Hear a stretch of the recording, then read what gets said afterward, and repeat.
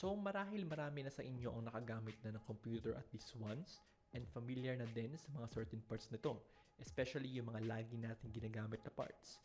But still, we will go back and discuss some of these parts para malaman natin itong mga iba't ibang components ng isang regular desktop computer at makita natin ang purpose ng bawat isa at ang contribution nito in making the computer experience easier and hassle-free. So, isa sa mga pinaka-importanteng output device sa isang computer system is yung tinatawag natin na monitors. And although sabi nga natin sa module, you can run a computer kahit walang monitor, but for usability, paano mo makikita yung display, kung pumapasok ba yung mga inputs mo or kung ano yung mga laman ng files mo kung wala kang output device gaya ng monitor. So, para maging usable ang isang computer, kailangan meron kang output device like a monitor. So kaya simula noong 1950s, 60s, 70s, naging uso na yung paggamit ng display as a form of finding out kung ano ba yung processes na ginagawa ng computer. So kaya may mga monitor tayo ngayon sa ating mga computer sets. So maraming klase ng monitors. Yung mga pinakaunang klase ng monitors is yung CRT monitor. So gaya siya ng mga luma natin yung mga TV na mga kapal, mga bulky, and malalaki yung back part. So bakit malaki yung back part? Kasi gumagamit yung mga CRT monitors ng cathode ray tube. So yung cathode ray tube, siya yung bahalang mag-emit ng light dun sa screen para magkaroon ng display. And yung mga cathode ray tubes, malalaki sila and mabibigat, kaya naman malalaki yung back part ng mga lumang monitors. So after ng cathode ray tubes, nagkaroon ng development na invento yung liquid crystal display. So itong screen na to ay isang screen na may liquid crystal display.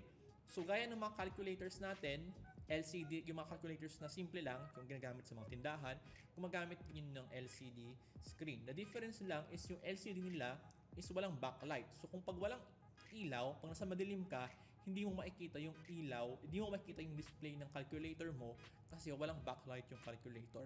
LCD lang yung bahalang mag-display ng colors but hindi mo siya makikita sa dilim. Kaya naman, yung mga naunang LCD monitors, gumagamit sila ng cathode light, fluorescent cathode na lamp para ma-illuminate yung screen. So si LCD yung bahala mag-change ng colors, pero para maging visible siya, madilim man o maliwanag, naglagay sila ng mga fluorescent light sa likod ng monitor para makita yung display ng LCD. So dahil doon, lumipis yung mga screen galing sa mga bulky na CRT, mas lumipis siya para sa LCD. Then after noon, na-invento naman yung LED lights. So may mga LED monitors gaya nito, isa rin tong LED monitor. But ano yung mga sinasabing LED monitors is hindi naman talaga siya LED in a way na LED yung screen. No, LCD pa rin yung screen ng mga LED monitors. Ang difference lang is imbis na cathode yung backlight, LED yung gamit sa backlight. And since LED is mas less yung consumption sa power, then mas konti ang konsumo sa kuryente ng LED na screen. So LCD pa rin yung kanilang screen, backlight lang ang nag-iba from cathode to LED light. And dahil doon, kagaya nito, isa itong LED backlit na LCD screen, so mas manipis pa siya compared sa mga naunang LCD screen na powered by fluorescent cathode yung backlight.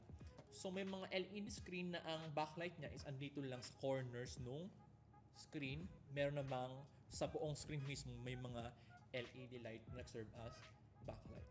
Pero di lang yun, marami pang ibang klase ng monitors. Meron pang tinatawag na OLED or OLED monitors gaya ng mga parang parehas nung screen sa mga mamahaling cellphone.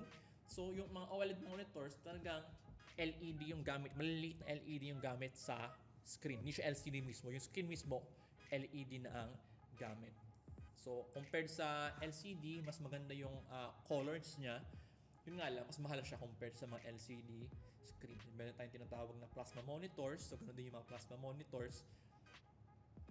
Mas maganda rin yung kulay. Although, ang medyo problema lang sa mga plasma monitors, madaling mag-burn yung display. So, halimbawa, naka-display lang dyan yung picture mo within 24 hours. Pagpatay mo, pagbukas mo, minsan, naiiwan pa yung silhouette nung picture mo kasi naka-burn in na siya dun sa screen sa mga plasma monitors. So yun ang iba't ibang klase ng monitors. So, isa sa mga pinaka-importanting component or hardware component ng isang computer system is yung keyboard. So, bakit? Kasi keyboard yung isa sa mga pinaka-primary input devices na ginagamit natin para magpasok ng data sa loob ng computer para meron siyang ma-process. So, kung walang keyboard, paano kung mag-i-input ng data like text or commands sa computer, wala kang gamit. So, kaya importante na halos lahat ng keyboard ngayon, lahat ng computer ngayon, merong keyboard para makapag-input yung user ng data na ipapaprocess nyo sa computer. So, ganito yung general layout ng isang ordinaryong keyboard. So, meron tayong alphanumeric keys na may QWERTY keyboard layout, kagaya nung sa mga naunang mga typewriters. And meron tayong function keys, F1 to F12. Andito yung iba't ibang mga buttons like insert, home, and page up, page down, yung arrow buttons. And sa side na to, andito yung numeric keypad for 1 to 0, tapos yung mga mathematical operations. Numlock, tapos yung tatlong lights para makita mo kung naka-on ba yung numlock, yung caps lock, and yung scroll lock dito sa pang huli. So, marami kayong makikita ang iba pang layout. So, yung iba, inaalis na tong part na to, yung numeric keypad, kasi nga, hindi naman siya laging ginagamit. Although meron namang mga keyboard na ito lang yung tira, wala tong kabila, numeric keypad lang. So ginagamit yan kadalasan sa mga bangko o kaya ng mga cashier kasi nga puro numbers yung kanilang ini-input. So meron namang mga keyboards na meron mga additional buttons na pwede mong i-program. Halimbawa, pang-on ng computer, imbis na i-on mo siya sa system unit, sa keyboard na lang. Yung iba, meron mga special buttons. Kadalasan yung mga gamers gumagamit noon para meron silang mga buttons na kailangan pindutin pag meron silang mga action or movement na kailangan gawin dun sa isang specific na game. So, meron din mga keyboards na may mga backlight para makita mo yung buttons para kahit madilim, makikita mo kung ano yung letter or number nung nakalagay dun sa pindutan. So, meron namang mga keyboards na iniiba yung layout, especially sa mga laptops since limited yung space. So, kailangan nilang rearrange yung layout, especially nitong mga buttons na to. So, ito, as much as possible, hindi nila yan binabago kasi nasanay na yung tao sa layout na yan. Pag binago mo yan, malilito sila sa pag-type. So, dahil yung mga tao sanay sa pag-type, yung iba nga hindi na tinitignan yung kanilang keyboard, touch typing na lang. So, hindi nila binabago yung layout nito. Kung meron man, yung function keys na lang at saka itong mga buttons ang change nila ang layout kasi hindi naman yan masyadong ginagamit ng mga users. So, yung layout nitong keyboard natin can be traced back dun sa original layout ng IBM Model M keyboard. So, kung makikita nyo yung IBM Model M keyboard, halos ganito yung itsura niya. Although, ang mga changes na meron ngayon compared sa naunang IBM Model M keyboard is yung mga keyboard natin ngayon, halimbawa ito, meron ng additional button for Windows since isa sa mga pinaka most widely used OSs sa buong mundo is yung Windows. So, merong additional buttons for start button. So, imbis na i-click mo yung start button sa screen, pwede mong pinutin itong start button na ito na nasa keyboard. Meron ding iba pang mga buttons na nasa keyboard pa pero hindi na siya masyadong ginagamit tulad nung pause break. Kasi dati, nung panahon pa ng DOS and yung mga lumang OSs, ginagamit yan para i-pause mismo yung pag-run ng isang program. But since ngayon, hindi naman siya masyadong ginagamit na. So, kumbaga, ano na lang yan, parang tira-tira na lang ng mga lumang technology. Hindi pa rin tinatanggal hanggang ngayon. So, yung iba, ginagamit lang nila yan. Halimbawa, may mga games na ginagamit yung button na pause break para i-pause mismo yung game. So, gumagawa na lang sila ng special na feature para pakinabangan pa rin yung pause break na button. So, marami ding klase ng keyboard when it comes dun sa keys. So, itong keyboard natin, and yung karamihan ng mga keyboard ngayon na medyo mura yung price, gumagamit sila ng membrane. So, kung bubuksan natin yung halimbawa isang button, so makita natin sa ilalim niyan, yung button is plastic lang. Tapos sa ilalim niyan, meron parang bilog na yun yung dumidikit dun sa circuit sa ilalim. So, every time na pinipindot mo yung button, dumidikit yung membrane, tapos na-activate yung button. Yung mga naunang keyboard and yung mga mamahaling keyboard, gumagamit sila ng mechanical switches. So, mas maingay siya Pero mas preferred yun ng mga gamers and ng ibang mga typers kasi nga mas tactile siya. Kumbaga pag pinindot mo, may magbabump siya. So mas feel mo mag-type. So mas feel nila yung pag-type dun sa mga mechanical keyboard. So mas mahal yung mga mechanical keyboards compared dito sa ating mga membrane keyboards. And yung mga keyboards din natin, karamihan ngayon gumagamit na ng USB para i-connect sa laptop or sa system unit. Pero yung mga naunang computers, gumagamit sila ng keyboard na PS2 type, yung bilog na kulay violet. So yun yung ginagamit nila to connect dun sa system unit. Pero nung nauso nga yung USB, kasi nga ang meaning ng USB is Universal Serial Bus. Ibig sabihin universal, pangkalahatan. So ginawa yung USB para pag-isahin na lang yung mga ports ng iba't ibang device para hindi na kailangan gumawa ng separate na port para lang sa separate na device. So napakahirap, di ba, noon kung kada device may sariling saksakan. So kung meron kang 5 device, dapat may lahat ng yun may saksakan sa likod ng system unit. So masyadong ma-hassle.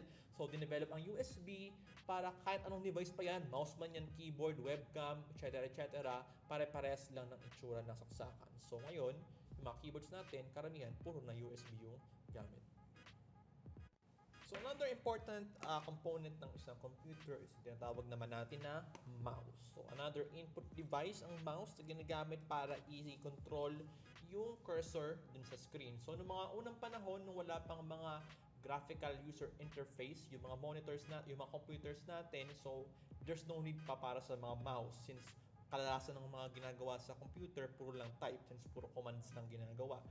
Pero nung na-invento yung mga GUI ng Xerox PARC, ng Apple, and then eventually ng Microsoft, naging fundamental part na ng isang computer yung mouse since yung cursor or yung arrow sa screen is naging part na ng computer experience. So, naging importante na yung paggamit ng mouse para makontrol mo yung arrow sa screen. Although, pwede mo pa rin naman magamit yung computer maski walang mouse, kailangan mo lang mag-adjust sa paggamit ng keyboard lang. Pero para mas padali ang buhay, kasi nga ang computers, nandiyan yan para mas padali ang transaction sa araw-araw. So, mas maganda kung meron kang mouse. So, ang mouse is a basic tool lang naman. So, meron kang 2 or 3 buttons. Itong nasa left click na ginagamit para mag-click ng isang button or isang icon or menu sa screen. Itong right naman para mag-click ng additional menus dun sa screen o para makita mo yung mga additional features ng isang icon or ng isang button. Sa gitna, meron tayong mouse wheel para i-scroll mo yung screen up or down. So, merong ibang mga mouse, may mga additional buttons like yung mga gaming mouse na may mga buttons sa gilid na ginagamit for shortcuts sa mga tools, sa mga games or sa other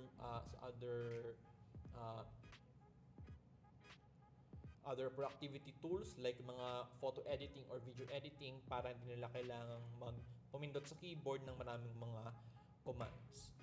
Then, marami ding design ng mouse. So, typically, yung mga mouse, ganito yung itsura. So, meron mga mouse na malalaki yung this side, meron malalaki yung side sa likod, may mga ergonomic mouse na design para hindi masyadong ma-stress yung kamay kasi nga pag lalo na kung 8 hours kang gumagamit ng mouse, pwede kang magkaroon ng carpal tunnel syndrome kung yung movement ng kamay mo is ganun-ganun lang. So, may mga iba-ibang design para mag-fit sa mga kamay. May mga maliit na mouse, may malalaking mouse, iba-iba ng itsura para sa iba't ibang shape ng kamay or size ng kamay. And even then, yung mouse, may mga iba't ibang sensor din na ginagamit. Yung sensor na kailangan natin para ma-detect ng mouse kung minumove ba yung mouse pa left, pa right, pataas, or pababa. Yung mga unang mouse, gumagamit ng yung ibang mouse, gumagamit sila ng bola, yung mga naunang mouse, na yung bola na yun na parang hole na sa ilalim ng mouse para pag minove mo yung mouse, kagalaw yung bola, kagalaw din yung cursor ng screen, pa right or pa left, pataas or pababa. Ang problema lang nung ball na yun, una, medyo mabagal siya, so minsan, sobrang halayo na ng mouse, pero dahil konti lang yung pag-ikot ng bola, konti lang yung move ng cursor dun sa screen. And then, ang pinakamalaking problema ng mouse ball is lagi siya nakapasukan ng dumi. So, pag masyado nang madumi yung bola, baka hindi na mag-move yung trackball. So, maski anong gawin mong ikot sa mouse, hindi na gumagalaw yung cursor kasi nga napuno na ng alikabok o ng dumi yung ilalim ng mouse. So dahil dyan na-invento yung optical sensor, so tinanggal yung button, ang meron na lang sensor na nag-i-emit ng ilaw, tapos yung movements nun, nagre-register sa isang parang mirror, siya yung nagre-detect kung yung mouse ba is gumagalaw pa left, pa right, up or down. So maraming klase ng optical sensor, may mga optical sensor na visible red light, kaya kulay-pula yung ilaw. Yung iba naman gumagamit ng infrared, so parang wala siyang ilaw, pero meron talaga siyang light, di mo lang makikita kasi nga infrared light yung gamit para i-track yung movement ng mouse. So ang mouse natin, may mga connector din. So ang gamit ng connector ng mga modern mouse ngayon is USB gaya ng sa keyboard. So kasi nga universal siya, serial bus. So kahit anong device ngayon, puro USB na ang gamit para maging universal yung ports. Pero noong unang panahon, may sarili ding port yung mouse. PS2 din, kadalasan yung dati, kulay green. So may dati, hiwalay yung saksakan para sa mouse, hiwalay yung saksakan para sa keyboard. Pero ngayon, dahil nga puro sila USB, so kahit saan mo sila isaksak, basta USB device, USB port, nagana yung mouse. So meron din tayong mga wireless mouse. So yung wireless mouse, parang same rin lang ng regular mouse. Ang difference lang is imbes na meron siyang wire, ang ginagamit lang niya is radio frequency or RF. Yung iba naman gumagamit ng Bluetooth. So yung iba may sinasaksak ang parang USB dun sa system unit or sa laptop, tapos yun yung mag-detect nung movement ng mouse. So yung mouse meron ding laser or meron ding optical sensor, tapos i-send nung mouse yun dun sa receiver na nakasaksak sa system unit, na siya namang mag-i-input dun sa computer para mag-move yung cursor pa left, right, up, or down. Now, punta naman tayo sa loob ng system unit ng isang desktop system. Ang system unit mismo ay binobuo ng iba't ibang hardware devices na considered as very important para gumana ang isang computer. Pwedeng gumana ang computer ng walang monitor, walang keyboard, or walang mouse, pero kung may isa sa essential hardware sa loob ng system unit ang wala, mahihirapan ka o baka di mo na talaga magamit ang iyong computer. Simulan natin sa PSU or sa Power Supply Unit. Ang PSU o Power Supply Unit ang responsible sa pag-supply ng power sa lahat ng components ng system unit and even yung ibang hardware na nakakonect dito. Kung walang kuryente, syempre hindi gagana ang isang computer. Isa din sa trabaho ni PSU is to convert the AC current or alternative current na galing dun sa saksakan papunta sa DC current or direct current na siya naman kailangan ng mga components ng system unit. As much as possible, bumili ng matibay at quality na PSU dahil ang isang faulty na PSU can destroy all the other components pag bumagsak or pumalya. Kadalasan kasi kapag mahina ang PSU at nagkaroon ng power failure o kaya nagkaroon ng short circuit, madadamay ang ibang mga components ng computer mo, so kailangan mo silang palitan lahat. Pumunta naman tayo ngayon sa motherboard. So tinawag na mother ang motherboard dahil lahat ng components ng computer mula sa CPU hanggang sa mga expansion or add-on cards, printer, at USB flash drive ay nakakonect sa motherboard via its various slots and ports para magamit ng computer. Ang motherboard ang nagfa-facilitate ng communication sa pagitan ng mga iba't ibang components at siya rin na nagsusupply ng power mula sa PSU papunta sa mga devices at components na nakakabit sa kanya. Kaya naman yung mga keyboards and mouse natin na connect sa motherboard ay di na kailangan ng sariling power supply or power cord dahil sila ay nabibigyan na ng power na galing sa motherboard na galing sa PSU. So lahat ng components na gusto mong idagdag sa iyong computer, kailangan konektado sa motherboard one way or another para magamit ito ng iyong computer. Maraming klase ng motherboard ang available. May mga nagkakaiba sa size like ATX size or micro ATX size. Merong nagkakaiba ng chipset, merong nagkakaiba sa compatibility sa CPU kung para ba siya sa mga Intel CPU or para sa mga AMD CPU. So nakadepende sa user kung anong klaseng computer ba ang kailangan niya, ang klase ng motherboard na kanyang gagamitin. Ngayon pumunta naman tayo sa processor or Central Processing Unit or CPU. CPU ang pinaka-importanting component ng isang computer since siya ang utak o brain of the computer. So basically, ang trabaho ng CPU is to fetch, decode, then execute. Fetch, kunin yung data o instructions na inutos sa kanyang gawin, then decode or intindihin kung ano yung kailangang gawin, tapos execute, yung paggawa na mismo nung utos. Kumbaga kapag tinawag ka ng nanay mo, pupunta ka sa kanya, yun yung fetch. Tapos pagdating mo sa kanya, sasabihin niya yung kanyang utos, either maglaba ka, mamalengke, maghugas, etc. Then yun yung decoding. Then after ng decode, pag nalaman mo na yung utos, syempre kailangan mo nang gawin yung utos. So yun naman yung tinatawag nating execute. Pero syempre, ang utos sa CPU ay hindi paglalaba o pamamalengke. So instead, pwedeng mag-compute or mag-compare ng numbers o di kaya naman ay mag-access ng certain memory or iba pa. So ang trabaho ng CPU is sinsynchronize by use of a clock na ang bilis ay minimeasure through hertz. So bakit kailangan merong clock sa loob ng CPU? Dahil kailangan niyang i-synchronize yung kanyang actions. Bakit kailangan mag-synchronize? Para hindi nagkakaroon ng delay.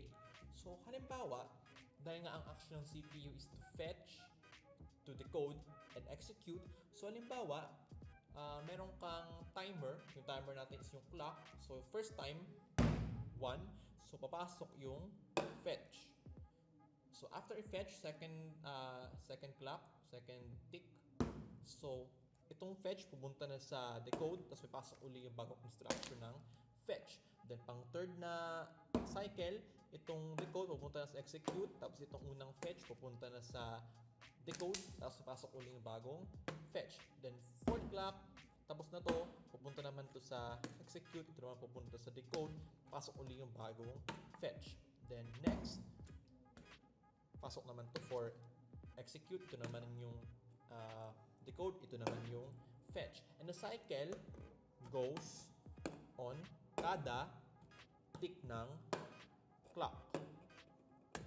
So sa CPU, mas mabilis yung pag-tick ng clock, mas mabilis yung pag-usad ng cycle. So mas mabilis yung clock, mas mabilis yung cycle, mas maraming bagay ang nagagawa ng CPU. Kaso, kapag mas mabilis yung clock, mas malaking heat yung napoproduce ng CPU. So, pwedeng mag-overheat yung CPU kung masyadong mabilis yung clock speed. Kaya ngayon mga clock speed ngayon ng mga CPU is up to 4 to 5 GHz lang regularly kasi baka mag-overheat na siya masyado unless meron kang ginagamit na napaka malamig na cooler.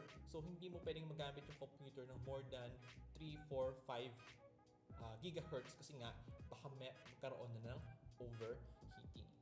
And maliban pa doon, meron ding limitations sa kung gaano kabilis yung pwedeng maging clock speed ng iyong CPU. Kasi nga, pwedeng kung masyadong mabilis yung clock speed, halimbawa, sobrang bilis ng pag-count ng clock, baka naman hindi pa tapos yung processing, nag-tick na yung clock, so kailangan nang mag-move nung process sa next. Hindi pa naman tapos yung process, so pwede kang magkaroon ng maling output or maling result kasi nga, ang bilis ng clock, pero yung processing mabagal. So, pwedeng magkaroon ng maling output kasi nga masyado siyang maagang na tapos.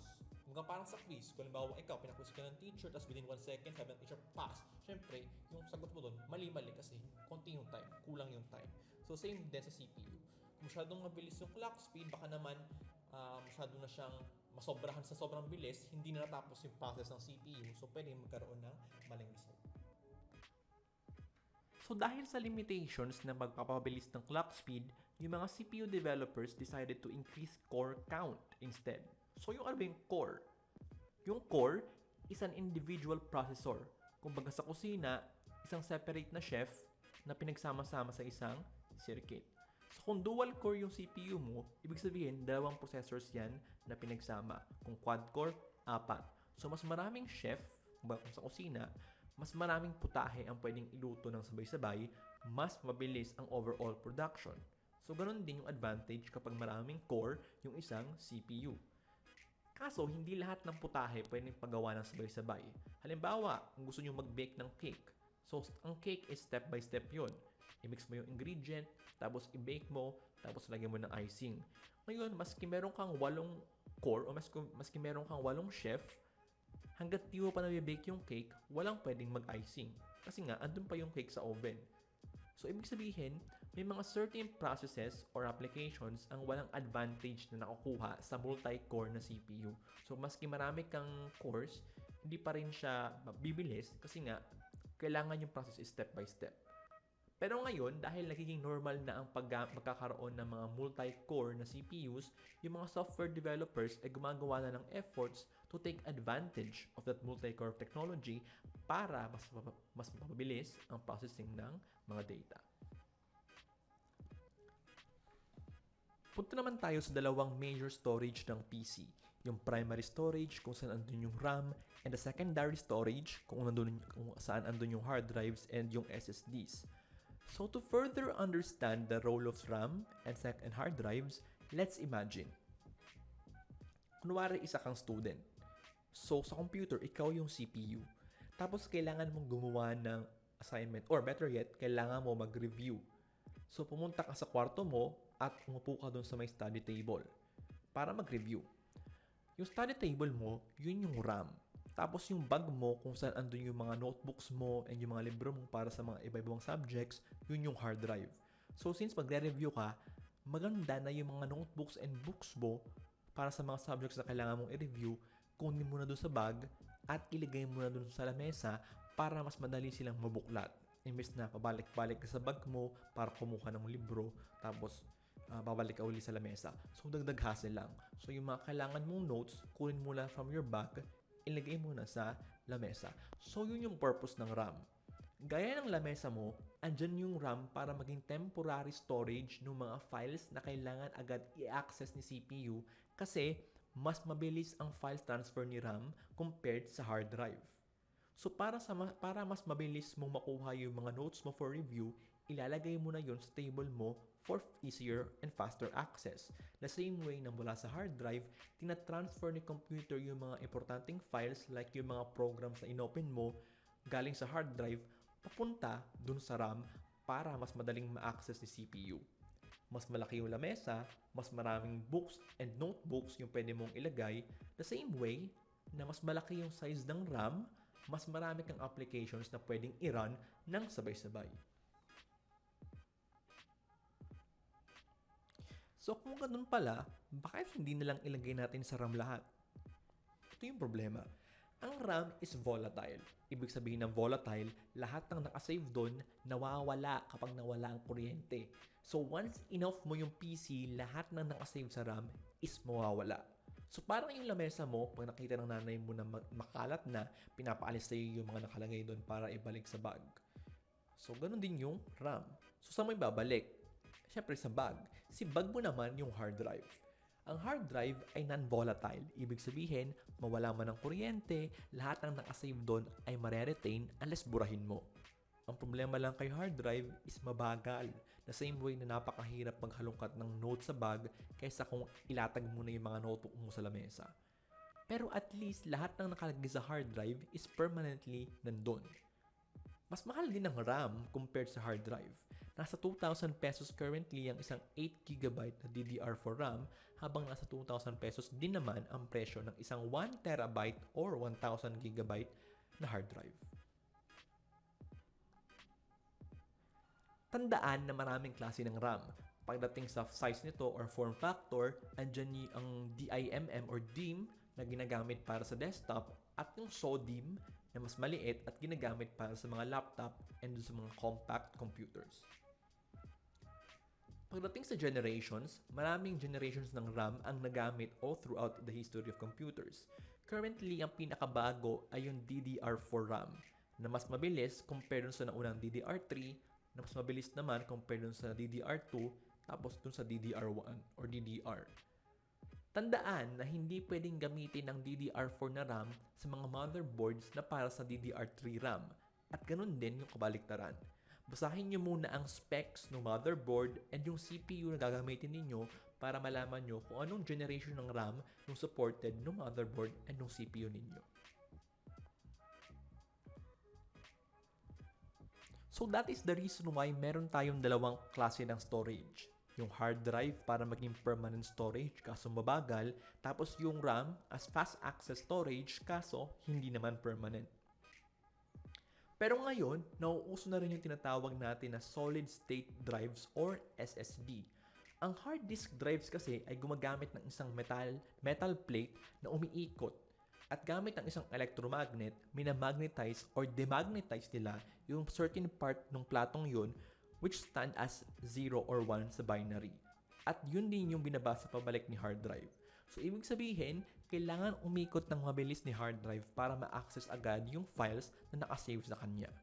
So, kaya meron tayong hard drives na may nakalagay na 5,400 RPM, 7,200 RPM, or even 10,000 RPM. Ibig sabihin ng RPM is rotations per minute o yung bilis ng pag-ikot ng disk sa loob ng isang minuto.